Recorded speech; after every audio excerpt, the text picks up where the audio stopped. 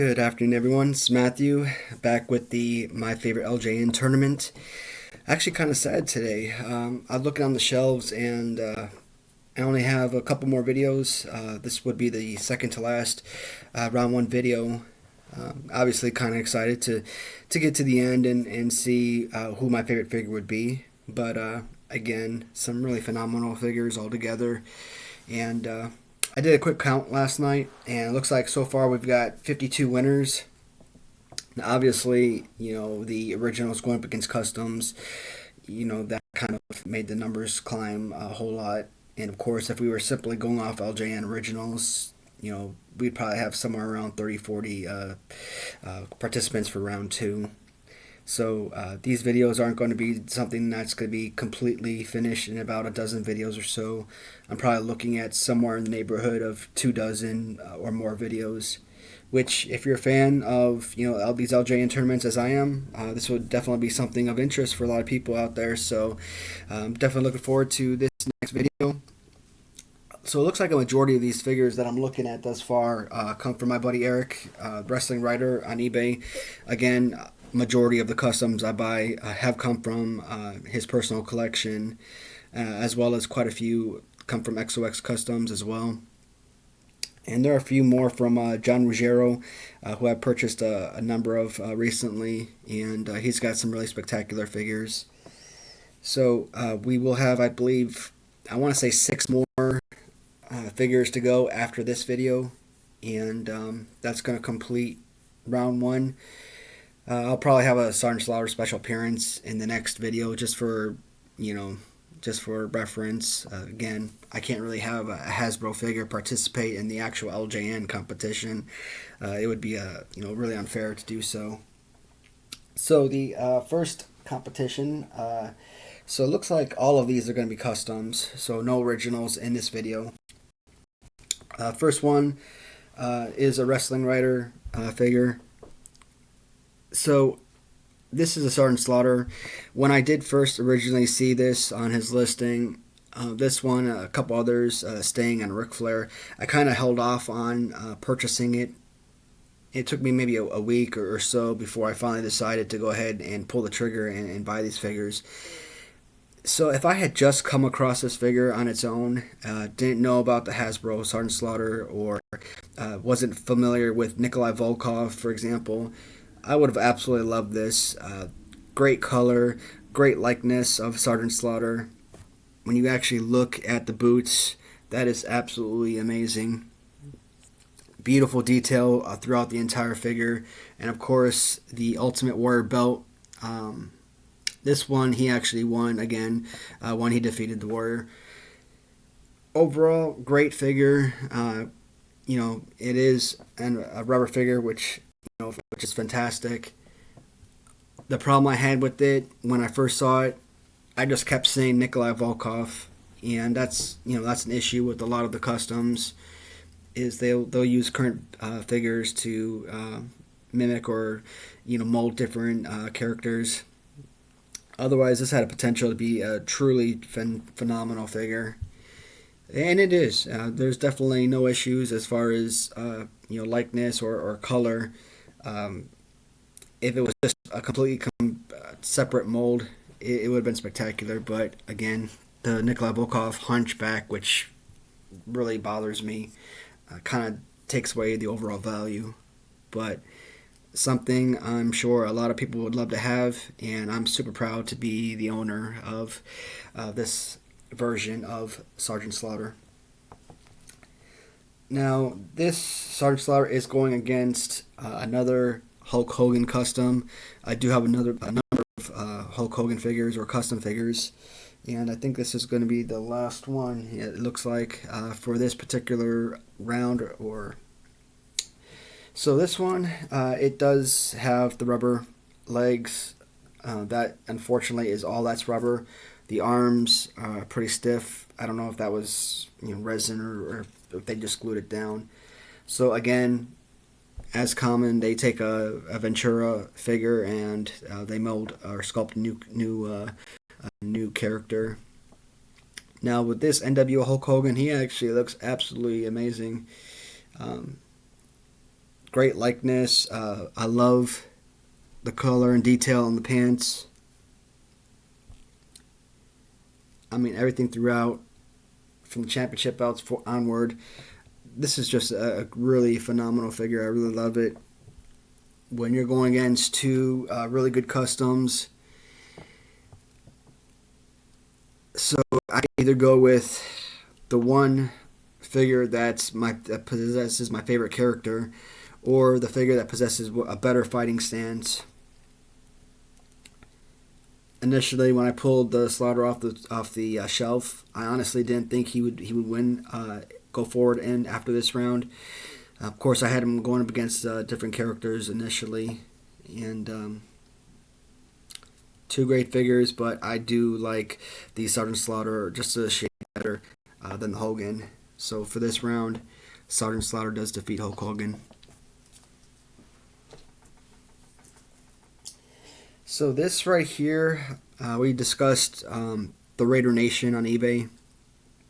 I purchased, I believe, 4 custom figures from them, 4 LJN customs, which consisted of 2 of my all-time favorites, the Coco Beware and Honky Tonk Man. One of the custom Hercules was also a purchase from the Raider Nation, and of course Doink the Clown. So the Doink and the Hercules from the Raider Nation, they both kind of have the same hair.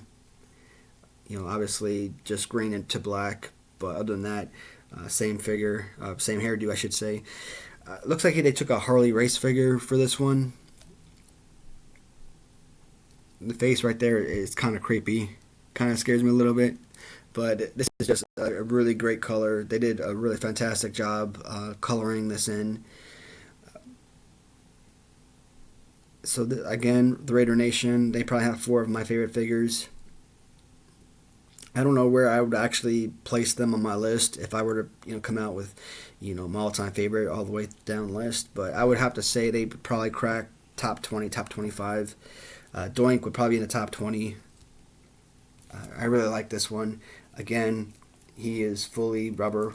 There's no resin or none of these figures are super glued, which is great. So I did mention possibly the Bret the Hitman Hart custom, with the jacket being my favorite one going in, just kind of looking at the figures as I sat on the shelves. But if there was one stiff competition or one stiff competitor, Bruiser Brody, this figure is probably the most money I've ever spent on a single action figure. $250 with shipping and taxes. I think it came out to be like $270 plus. But this right here, to me, is worth every bit of that charge. I'm not... So the chain feels kind of plastic, but I mean, it's still a beautiful accessory. Championship belt. The detail of this figure is just absolutely remarkable. Everything from the boots to the knees is fantastic. And when you look at the face sculpt, the hairdo is just incredible. From what I'm told with this figure, it was actually a prototype. So this one might actually be more valuable than what I paid for, which, again, adds to the overall value for me personally. But I just love the design of this. And he is rubber throughout. I think that's Greg Valentine pose. And we all know that, Greg Valentine has one of my favorite poses, possibly top 5, top 6 pose. So that actually makes us an even more remarkable figure than I initially expected when I first acquired him. But that is just a beautiful figure, and as much as I love Doink the Clown, I love this character, love this figure. This to me, they're just, you can't. I see very few figures actually topping Bruiser Brody. This one is truly amazing. Great pose, likeness, colors. Just to me a top figure so far going into this competition. And right now, just kind of looking at him, talking about him a little bit, I kind of feel like he might end up winning the whole thing. But again, we'll see as we move further along in the competition. The next one, several videos ago, I did show a newly acquired Abdullah the Butcher AWA figure on card. It was just one of the creepiest cards I've seen.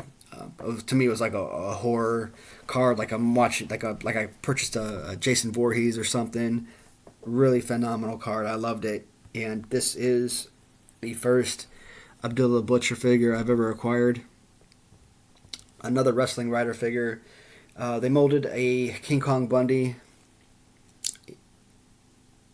Could have been King Kong Bundy, could have been.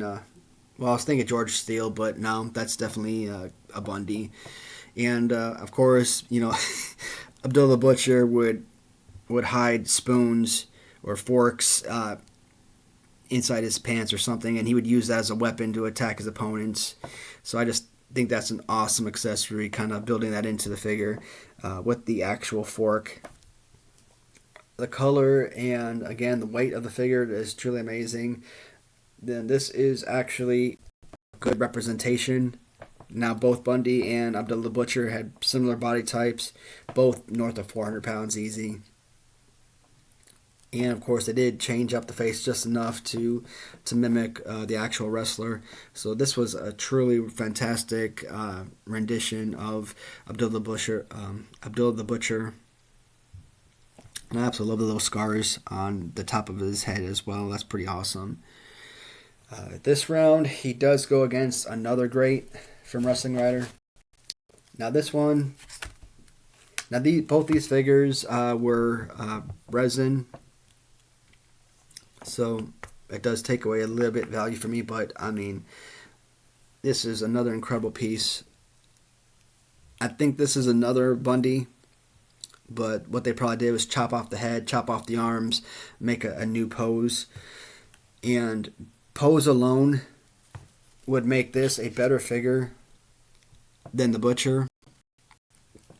So this is a Dusty Rhodes, and with an extra wide championship belt to obviously compensate for his plus size. But a good face, decent colors, absolutely nothing wrong with this figure. Absolutely love it. One of the highlights of my collection, I would say. But when you are comparing the two figures, both spectacular, both with a lot of weight to it. So again, I mentioned this many times. The weight to me just kind of feels like it's valuable. Two great pieces. Love them both. I am pushing the Butcher forward to the next round.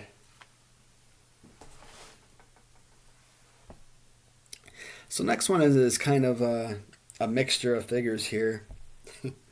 So this is a Jimmy Garvin figure. Now, it looks like what they did was use a Hillbilly Jim face with a Brutus Beefcake body. Now, take that out of consideration. Just look at the detail. I mean, the color of the pants. Great design on the shoes, the boots with the laces. Kind of like this little neck ribbon they have here. That's pretty awesome. You throw in the added components. This is just a beautiful pose. Again, to me, it's kind of more of a statue. Now, it is rubber, so this is a playable figure. Nobody would actually use this as a figure. Definitely not in my house. I would never sell this, and it is just too gorgeous of a piece to damage in any way, shape, or form. Now, I did mention some new figures I got from John Ruggiero. I forget his tagline on eBay, but I purchased a number of really spectacular figures from him. Again, I don't necessarily like the Nikolai Volkov hunchback in the back here, but I mean, this figure, they actually look like they kind of cut that down just a shade. It's not as predominant as you would see in the actual Volkov figure. So I forget his actual name. I want to say Rousseau or something, but we do have the Mountie. And that's all I know him as, is simply the Mountie. Doesn't come with any components. Closed hands, obviously, same as Volkov. Beautiful artwork here. This is an exact replica to the Hasbro figure. Now, John did a fantastic job with this. Truly amazing. There really isn't a negative about this figure at all. Again, another rubber figure, fully movable rubber figure. Another really great job. You can see why I love why I buy so many customs. They're just so phenomenal, and you get a lot of characters that you wouldn't otherwise have. If you're a child and wanting to play with these, again, I don't have kids, so they're just beautiful display pieces for me. Something to talk about, just something to gush over. Really great job with this figure. Now, Jimmy Garvin. If we're going off play pose, the Nikolai Volkov compared to the Beefcake pose, it would be a landslide. The Volkov figure would win, but we're not talking Volkov Beefcake. We're talking Garvin and the Mountie, and they're both incredible pieces. Love them both. Who do we choose? Based on coloring, the way that it really flashes, I have to go with Jimmy Garvin for this round. I mean, this is just too good of a piece to pass up. So the last one from this round, it's going to be another basically wrestling writer, Erik versus John type of scenario here. Now this one is Resin. This is a Great Muta. Guess he was like champion in like several different regions. Japan, I think he was a WF champion, maybe AWA or something like that. So he's got a belt here, IWGP. I'm not familiar with what that is, but so this figure is molded after, I guess, Ricky Steamboat. I'm not a huge fan of Ricky Steamboat, the figure. I mean, not so much the wrestler himself. And you can tell because of the little claw hands that they've got. I don't know what LJN was going for when they created the Ricky Steamboat claws. But take that away. They did obviously change the positioning of the arms a little bit to make him a completely different figure. And when you look at the actual design, I mean, beautiful, beautiful designer belt, even so much, even better than the others. Beautiful coloring on his pants. Not sure what that says, but it looks nice. The facial paint, I love it. I mean, it's, to me, the facial paint, either put up against the Sting or Ultimate Warrior, this might actually be the better one. And I really love the Warrior's face paint. So, I mean, that's just really incredible. And again, just check out that belt. I mean, that's just top notch. So this final battle puts the Great Muta up against Kane. Another figure I purchased from John. Initially, when I had these on the shelves, Kane was going up against, I believe, Hogan, maybe. Maybe it was doing, I can't remember. But Kane, at that particular moment, was definitely going to be moving forward. Because the way that I put him on the table, him going against Muta obviously changes things a little bit. We could talk about it. I mean, that is a great figure.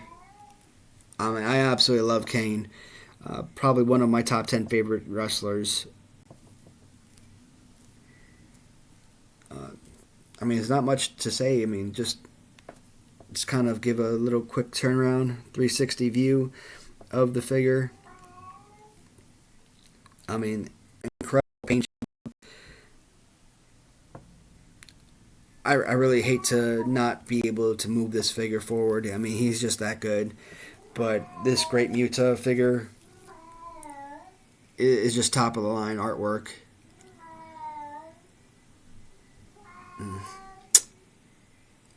Great Muta defeats Kane. That one hurt. Like I said, Kane to me was just a fantastic figure. So we do have one more round one battle. It's gonna be, I believe, 6 figures. So it's gonna be probably a short video. I don't know if I'm gonna mix round one in with round two, have 5 or 6 matches or anything like that. So I'll probably be like a quick 10, 12 minute video perhaps for the 6 figures, and I will immediately cut into the next video for round two, and start pulling some of the winners off the shelves and get into it. I'm so disappointed about this. I really love this one. Alright guys, I'm not going to take up too much of your time. Thank you for watching, and I will see you all soon.